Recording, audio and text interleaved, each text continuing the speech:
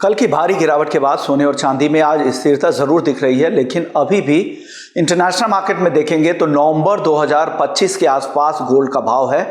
घरेलू बाजार में वो कंपैरिजन सही इसलिए नहीं है क्योंकि यहाँ पर इंपोर्ट ड्यूटी में भी बढ़ोतरी हुई थी। 15% इंपोर्ट ड्यूटी 6% से बढ़कर हो चुकी है, तो वो उसका असर दिख रहा होगा, लेकिन दाम काफ़ी नीचे आ चुके हैं। 1,47,000 के आसपास घरेलू बाजार में भी सोना आ चुका है। चांदी में भी काफ़ी गिरावट दिख रही है। करीब करीब 6-7 महीने के निचले स्तरों पे चांदी भी है, तो एक बड़ी गिरावट आ गई है। आगे क्या होगा ये कहना अभी मुश्किल है, बहुत सारे रिस्क अभी भी है। हालांकि यूएस की तरफ से फिर से बयान आए हैं कि अभी जो हाल में जो अटैक उन्होंने ईरान में रिटेलिएटरी अटैक किए हैं उसे पूरा कर लिया है, तो उम्मीद की जा रही है कि वापस से बातचीत शुरू हो। लेकिन आपको क्या करना है? इन्वेस्टर्स है तो क्या करें, ट्रेडर हैं तो क्या करें, बताने के लिए हमारे साथ ट्रेडबुल सिक्योरिटीज़ के सीनियर रिसर्च एनालिस्ट हैं भाविक पटेल हैं। भाविक, बहुत बहुत शुक्रिया, गुड मॉर्निंग आपको। सर, सबसे पहले सोने से ही शुरुआत कर लेते हैं। अब तो दाम काफ़ी नीचे आ चुके हैं और संभावनाएं बन रही है क्या? नवंबर 2025 तक तो गिर चुका है, और गिरावट लग रही है या यहाँ से धीरे धीरे खरीदारी की जा सकती है? नमस्कार विश्वनाथ जी। देखिए, मैं बोलूंगा कि the send for gold would be 4,000। अगर 4,000 के नीचे जाता है तो मुझे लग रहा है वापस से 3,800 तक भी देखने को मिल सकता है। पहले भी हमने देखा था कि 4,100 से ही सोने में हमने एक रिकवरी देखी थी, नियरली 4,900। अभी अगर 4,000 के नीचे जाता है तो शायद थोड़ा कॉशियस रहना चाहिए। हालांकि यहाँ से अभी भी अगर लॉन्ग टर्म देखें तो लॉन्ग टर्म अभी भी ट्रेंड पॉजिटिव। आई थिंक जब तक ये वॉर रहेगी तब तक सोने में कोई एक्सपेक्ट मत कीजिए कोई तेजी होगी। आई थिंक वॉर के 2-3 महीने खत्म होने के बाद, 2-3 महीने के बाद ही हमें थोड़ा बहुत रिकवरी देखने को मिलेगी। अभी मार्केट का फोकस देखिए, महंगाई है, उसकी वजह से जो आगे जाके शायद रेट हाइक होगी उसके ऊपर कंसर्न है, जिसकी वजह से सोने में हम देख रहे हैं कि लगातार जो सेलिंग प्रेशर है वो कंटिन्यू रह रहेगा। तो 2 दिन में हमने भारी गिरावट देखी है, तो यस टेक्निकल थोड़ा बाउंस बैक एक्सेप्ट कर सकते हैं, बट जब तक 4,800 के ऊपर नहीं जाता तब तक डोंट एक्सपेक्ट कि कोई लंबी रैली हो सकती है। शायद 1-2 दिन के लिए बाय करके चल सकते हैं, यस डेफिनेटली शॉर्ट कवरिंग के हिसाब से, बट अभी भी मैं नहीं बोलूंगा कि कोई स्ट्रॉन्ग रैली देखने को मिलेगी। ओके, तो कोई स्ट्रॉन्ग रैली आपको नहीं लग रही है यहाँ पर, तो बहुत जल्दबाजी ना करें। हो सकता है कि टेक्निकल बाउंस बैक दिख जाए, तो ट्रेडर है उनके लिए ये मार्केट है। खरीदार जो लॉन्ग टर्म का नजरिया रखे हुए हैं वो थोड़ा रुक जाए। सर, लेकिन जो ट्रेड कर रहे हैं उनके लिए गोल्ड और सिल्वर में क्या लेवल्स हैं आज के लिए? देखिए, आज के लिए अगर मैं बोलूंगा तो गोल्ड और सिल्वर दोनों में मुझे लग रहा है कि जो लो है आई थिंक वही एक सपोर्ट बन के चल रहा है, जहाँ पे 1,46,000 पे गोल्ड अगस्त कॉन्ट्रैक्ट है, वो लग रहा है कि एक सपोर्ट बन चुका है। सिल्वर में अगर आज के दिन देखें तो आई थिंक 2,35,000 जो है वो मुझे लग रहा है कि कहीं ना कहीं शायद थोड़ा सपोर्ट बन सकता है। तो ओवरऑल आज के दिन दोनों में बाय एंड डिप्स की रणनीति रखनी चाहिए, बट ऑप्शन वाया थोड़ा ज़्यादा बेहतर रहेगा क्योंकि ऑप्शन में वॉलेटिलिटी कम रहती है। तो गोल्ड मिनी में 1,45,000 का जो कॉल ऑप्शन है वो अराउंड 3,400 पे बाय कर सकते हैं 4,000 के टारगेट के लिए।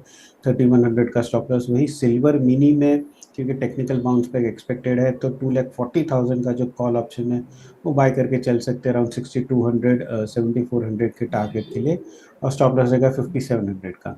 ओके, तो गोल्ड और सिल्वर मिनी में कॉल ऑप्शंस के जरिए ट्रेडर ट्रेड करें, ये ज़्यादा आपके लिए बेहतर है।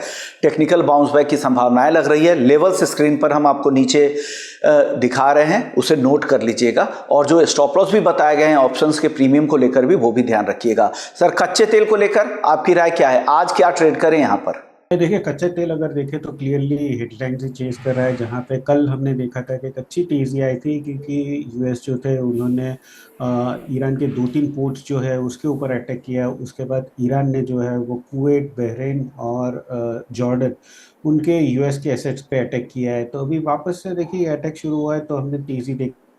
आज मॉर्निंग सेशंस में देख रहे हैं तो यूएस ने वो बोला कि हमने हमने जो डिफेंसिव टैक्टिक्स थी वो कंक्लूड किया है, तो उसकी वजह से वापस थोड़ा गिरावट आ रही है। बट अगेन मुझे नहीं लग रहा कि शायद नियर टर्म में कोई भी जो पीस की ब्रेक थ्रू है वो आ सकते हैं। कतार के जो मीडिएटर्स है वो भी तेहरान से निकल गए हैं बिना कोई पीस निगोशिएशन के।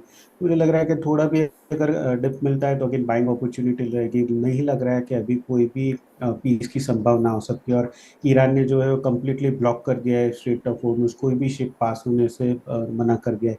आई थिंक शॉर्ट टर्म में अभी भी कच्चा तेल जो है वो थोड़ी तेजी रहेगा। आज के दिन आई थिंक थोड़ा वेट कीजिए, नीचे और 8500 के करीब अगर मिलता है तो बाय करके चल सकते हैं 8900 के टारगेट के लिए। स्टॉप लॉस रहेगा 8300 का, बट स्टॉप लॉस जरूर से लगाइए क्योंकि वॉलेटिलिटी भी क्रूड में काफ़ी हो गई है। ओके, तो तेजी की कॉल जरूर है, बिना स्टॉप लॉस के ट्रेड ना करें। 8300 ये स्टॉप लॉस का लेवल है, 8900 का टारगेट है, 8500 के लेवल पे आपको एंट्री करनी है। सर नेचुरल गैस यहाँ कोई कॉल बन रही है या आज इसे अवॉइड करनी चाहिए? Natural gas I think long term में जब तक 285 के नीचे नहीं जाता है तब तक मुझे लग रहा है अभी भी स्ट्रॉन्ग स्ट्रेंथ है। अभी के लिए फिलहाल कच्चे तेल में थोड़ी गिरावट है, उसकी वजह से नेचुरल गैस में इंट्राडे हम गिरावट देख रहे हैं, बट अगेन मुझे तो ये बाइंग अपॉर्चुनिटी लग रही है। और थोड़ा नीचे आता है 300 के करीब तो 295 के 6 स्टॉप लॉस से बाय करके चल सकते हैं।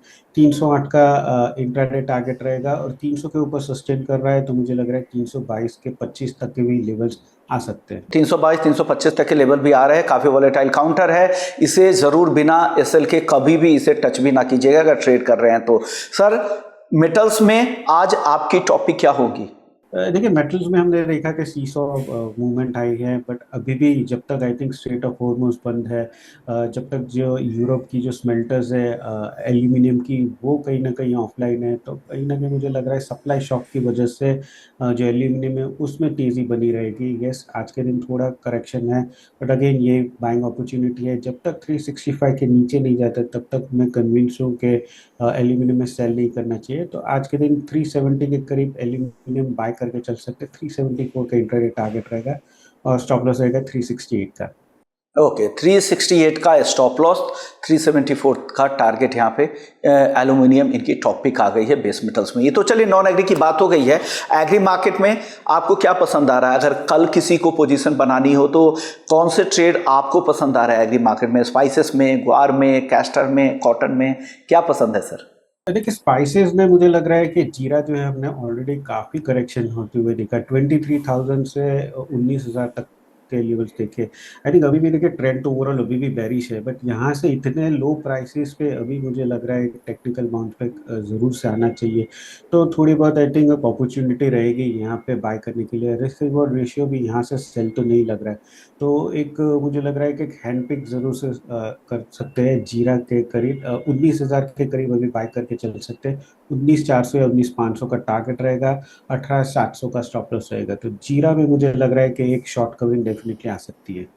ओके, तो जीरे में आपको यहाँ से शॉर्ट कवरिंग दिख रही है जो आपकी टॉपिक है पूरे ही एग्री पैक से लेकर। सर जाने से पहले आपका डिस्क्लेमर चाहेंगे, जो भी राय आज आपने बिजनेस 24 टीवी के प्लेटफॉर्म के जरिए दी है, क्या डिस्क्लेमर है सर? जी देखिए मैंने जो एडवाइस दी है मैंने क्लाइंट से शेयर की है, उनकी पोजीशन हो सकती है। मेरे पर्सनल पोर्टफोलियो में कोई डेरिवेटिव्स की पोजीशन नहीं है। और हाँ, कोई भी ट्रेड कीजिए तो आपके फाइनेंशियल एडवाइजर के सलाह ज़रूर से लीजिए। Thank you for having me on this show. Thank you so much sir, आपने वक्त दिया और हमारे दर्शकों को कमोडिटी मार्केट में ट्रेडिंग सेटअप और इन्वेस्टमेंट जो भी करना चाहते हैं गोल्ड और सिल्वर में, उनके लिए भी आपने राय रखी, इसके लिए धन्यवाद आपका।